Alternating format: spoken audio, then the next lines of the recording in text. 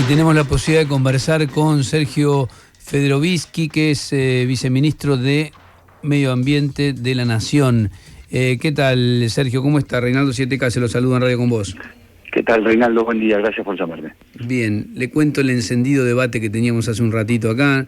No sé si lo escuchó, porque hablamos el adjetivo, no lo escuché, pero el adjetivo encendido no es el Sí, parece un juego, ¿no? Parece un juego y no da para ningún chiste. Además, habíamos hablado con un bombero, con el número 2 de Defensa Civil allí en Corrientes, y nos seguimos preguntando, ¿no? ¿Qué se hizo mal para no prevenir la magnitud de lo que está pasando en Corrientes? No niego que es posible que hayamos hecho cosas mal y que haya cosas para corregir, pero creo que antes de eso nosotros tenemos que evaluar y sopesar la magnitud del desastre que tenemos por delante. El cambio climático no es un chiste y no es una entelequia, es algo que está ocurriendo y que tiene al menos, y en este caso lo vemos palpablemente, dos efectos concretos. El primero es la agudización de los extremos. Las sequías son cada vez más prolongadas y las temporadas de lluvia son verdaderamente insólitas. Y el segundo elemento es que gracias al aumento sistemático de la temperatura promedio, la vegetación está sometida a un estrés hídrico colosal que hace que verdaderamente prenda como si fuese papel. Yo sobrevolé estos días los esteros de Libera varias veces y lo conocía por cuestiones profesionales, estuve aquí cientos de veces. Me angustié por lo que vi, porque no hay agua. Los esteros están secos, literalmente secos. Un ecosistema que está caracterizado por su condición anfibia, hoy está completa y absolutamente seco. Entonces, a eso nos estamos enfrentando, a ese panorama devastador se enfrentan países como la Argentina, pero también países como Australia. Australia, en enero del 2020, se quemaron 23 millones de hectáreas, y por supuesto nos podemos preguntar qué hizo mal el gobierno australiano en ese momento, pero también tenemos que mirar el contexto y entender que esto pasa en Australia, pasa en Canadá con 4 millones de hectáreas quemadas el último verano, pasa en Estados Unidos, que tiene el servicio de protección forestal más equipado del mundo, y se le queman todos los años miles de hectáreas en California. Por lo tanto, sin ombliguismo y sin esquivarle a la necesidad de una autocrítica, tenemos que ponerlo en contexto. Bien, el contexto está correcto, nosotros lo compartimos. Ahora, ante ese contexto, ¿qué es lo que hace el Estado? En este caso el Estado Nacional. ¿Qué es lo que hace el Ministerio de Medio Ambiente ante esta realidad que ha cambiado tremendamente? Yo conozco también los esteros de Liberá y uno los recorre en bote. Uno cuando camina tiene que ir con bota porque se hunde en el agua. Ahora, no hay agua ahora. Así es. ¿Qué es lo que hace ante esta realidad que ha cambiado y probablemente haya cambiado para... Esto llegó para quedarse, lamentablemente? Ahí sí creo que tenemos que hacer una autocrítica como Estado. Y sin que esto signifique echarle la culpa a nadie, yo simplemente describo. En el año 2017 el Plan Nacional de Manejo del Fuego fue descuartizado. Una parte correspondiente al ataque a la emergencia se envió al Ministerio de Seguridad y se diluyó en la lógica de la seguridad. Y la parte correspondiente a la prevención, que es crucial cuando se habla de manejo del fuego, quedó en el Ministerio de Ambiente, sola, en una oficina vacía y sin presupuesto. Esto es un dato. Desde agosto del 2020, el Plan Nacional de Manejo del Fuego regresó al área del Ministerio de Ambiente, que es donde tiene que estar por concepción, por abordaje, no por pertenencia política, claro. Y desde ese momento lo que hicimos fue reconstruirlo.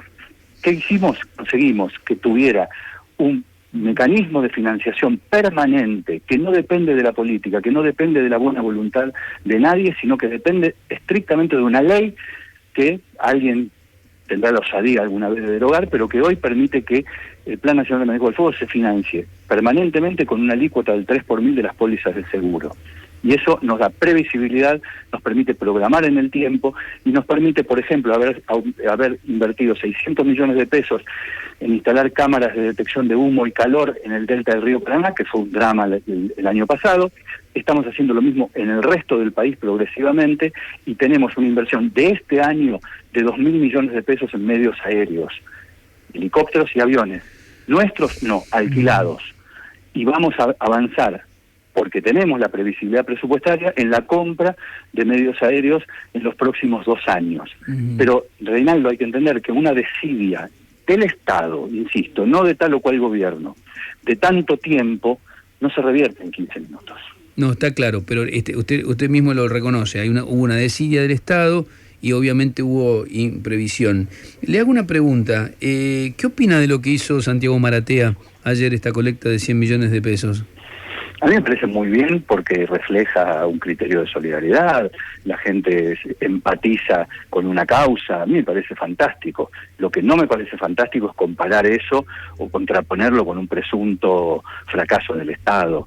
Santiago Maratea, y fue loable, verdaderamente una proeza, consiguió en apenas pocas horas aquello que equivale a la mitad de la inversión diaria que el Estado Nacional está haciendo en este momento en Corrientes.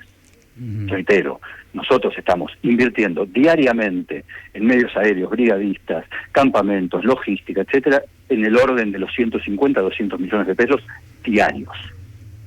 Por lo tanto, no hay un reemplazo del Estado, hay un ejercicio de la solidaridad que me parece fantástico. Sonó muy mal, por lo menos a mí me pasó. Yo hablé en un mismo día con el gobernador Valdés y con el ministro de Medio Ambiente, con Cabandier, y verlos tan enfrentados. Esto fue hace unas 2 semanas o comienzo de la semana pasada. Sí, escuché ambas entrevistas. Bien, me generó un poco de desazón, ¿no? En el medio del incendio estaba la pelea política abierta y muy virulenta. No sé qué reflexión le merece. Eso, que me parece que tenemos que mirar hacia adelante, dejar la controversia para otro momento. Cuando termine esto habrá que sentarse la provincia, la nación, el gobernador, el ministro, nosotros, las áreas técnicas, y tratar honestamente de llegar a una conclusión de qué es lo que se pudo haber hecho de otro modo y qué es lo que se hizo mal, y entender que este escenario llegó para quedarse. Y que esta situación es muy probable que se repita prontamente y quizás hasta de manera más aguda, en Corrientes o en otro lugar de la Argentina.